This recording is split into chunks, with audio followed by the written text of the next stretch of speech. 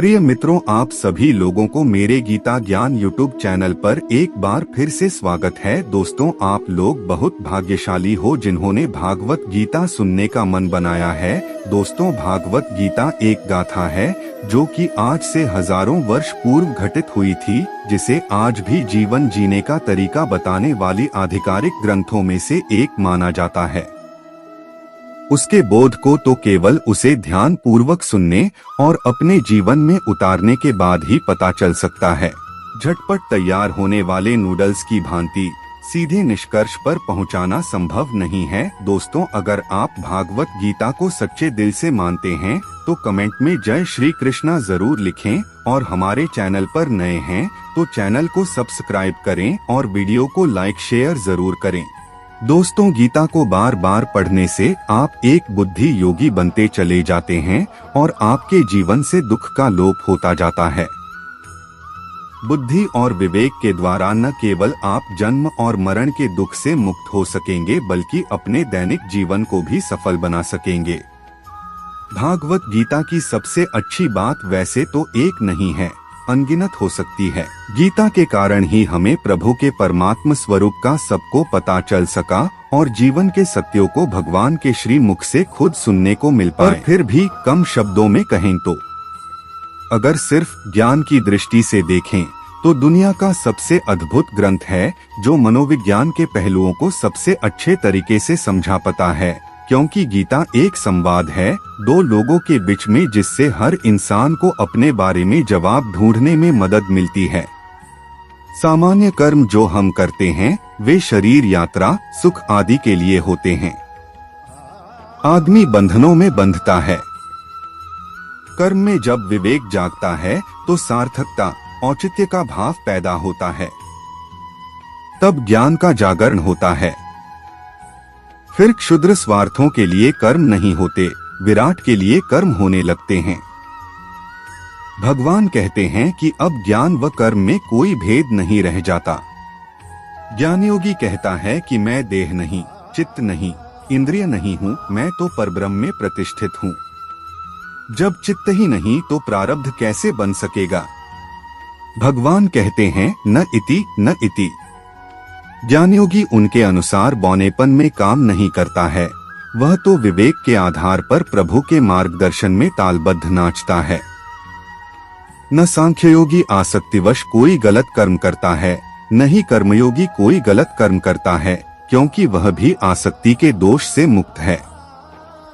ज्ञानयोगी तो श्रवण, मनन, निधिध्यासन में प्रतिष्ठित हो जाता है।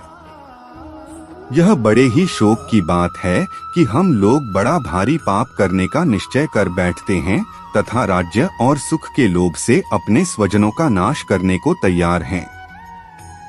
भगवत गीता में श्री कृष्ण अर्जुन से कहते हैं, हे अर्जुन, विषम परिस्थितियों में कायरता को प्राप्त करना श्रेष्ठ मनुष्यों के आचरण के विपरीत है।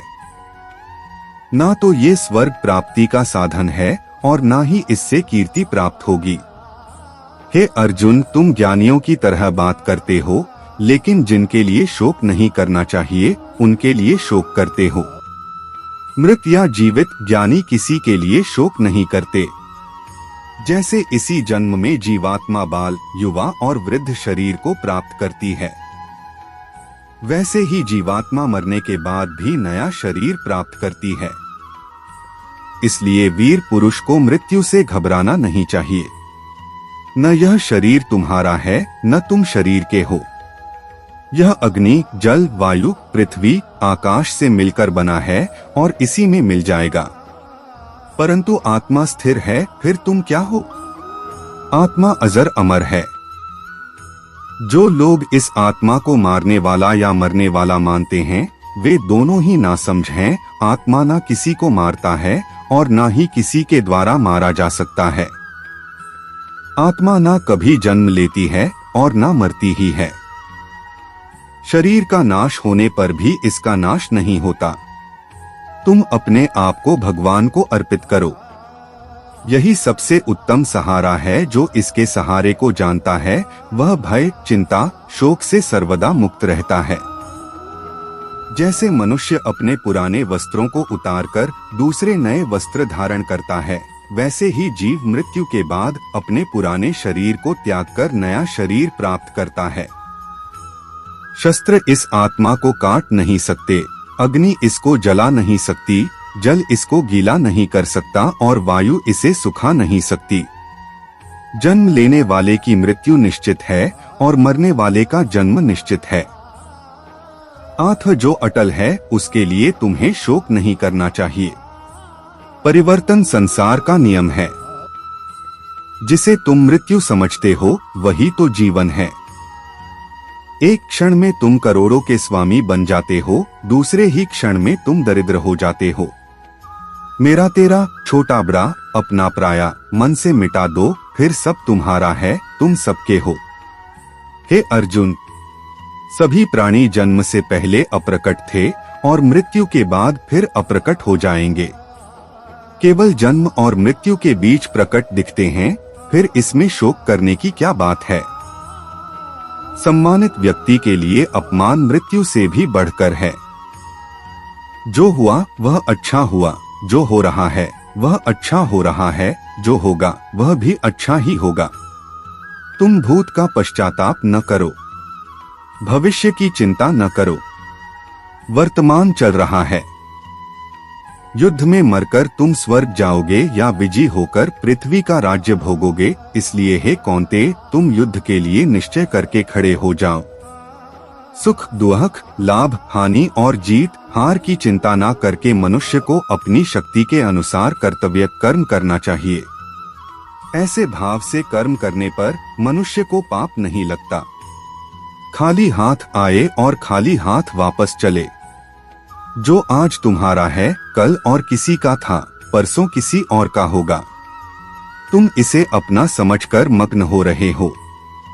बस यही प्रसन्नता तुम्हारे दुख खोन का कारण है।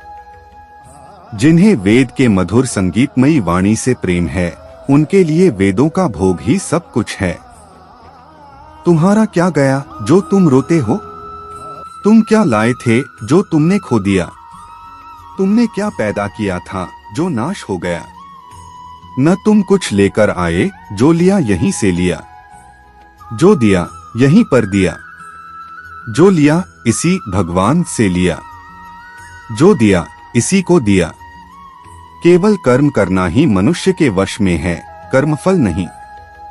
इसलिए तुम कर्मफल की आसक्ति में ना फंसो तथा अपने कर्म का त्याग भी ना करो। जब तुम्हारी बुद्धि मोहरूपी दलदल को पार कर जाएगी, उस समय तुम शास्त्र से सुने गए और सुनने योग्य वस्तुओं से भी वैराग्य प्राप्त करोगे। दुख से जिसका मन परेशान नहीं होता, सुख की जिसको आकांक्षा नहीं होती तथा जिसके मन में राग भय और क्रोध नष्ट हो गए हैं, ऐसा मुनि आत्मज्ञानी कहलाता है। हे कुंती नंदन, संयम का प्रयत्न करते हुए ज्ञानी मनुष्य के मन को भी चंचल इंद्रियां बलपूर्वक हर लेती हैं। जिसकी इंद्रियां वश में होती हैं, उसकी बुद्धि स्थिर होती है। विषयों का चिंतन करने से विषयों की आसक्ति होती है। आसक्ति से इच्छा उत्पन्न होती है और इच्छा से क्रोध होता है। क्रोध से सम्मोहन और अविवेक उत्पन्न होता है। सम्मोहन से मन भ्रष्ट हो जाता है। मन नष्ट होने पर बुद्धि का नाश होता है और बुद्धि का नाश होने से मनुष्य का पतन होता है। क्यों व्यर्थ की चिंता करते हो? किससे व्यर्थ डरते हो? कौन तुम्हें मार सकता है? आत्मा न पैदा होती है न मरती है। शांति से सभी दुखों का अंत हो जाता है और शांतचित्त मनुष्य की बुद्धि शीघ्र ही स्थिर होकर परमात्मा से युक्त हो जाती है। जो कुछ भी तू करता है उसे भगवान को अर्पण करता चल। ऐसा करने से सदा जीवन मुक्त का आनंद अनुभव करेगा। जैसे जल में तैरती नाव को तूफान उसे अपने लक्ष्य से दूर ले जाता है, वैसे ही इंद्रिय सुख मनुष्य को गलत रास्ते की ओर ले जाता है।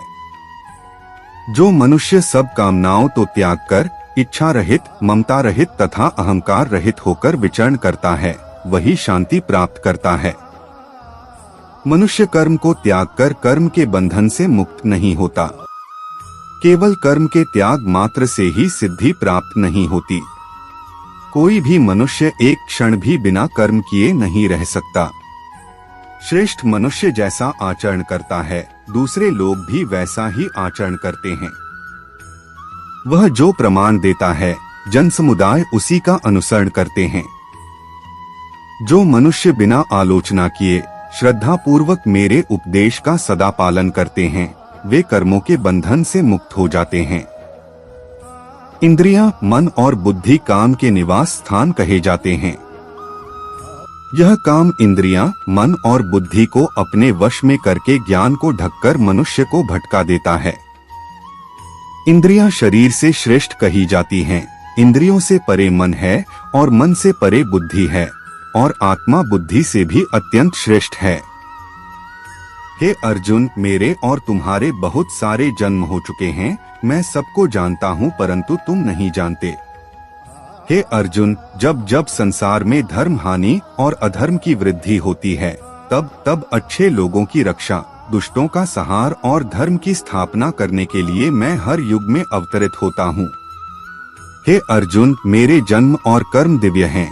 इसे जो मनुष्य भली भांति जान लेता है, उसका मरने के बाद पुनर्जन्म नहीं होता तथा वह मेरे लोक परमधाम को प्राप्त होता है। अर्जुन, जो भक्त जिस किसी भी मनोकामना से मेरी पूजा करते हैं, मैं उनकी मनोकामना की पूर्ति करता हूँ।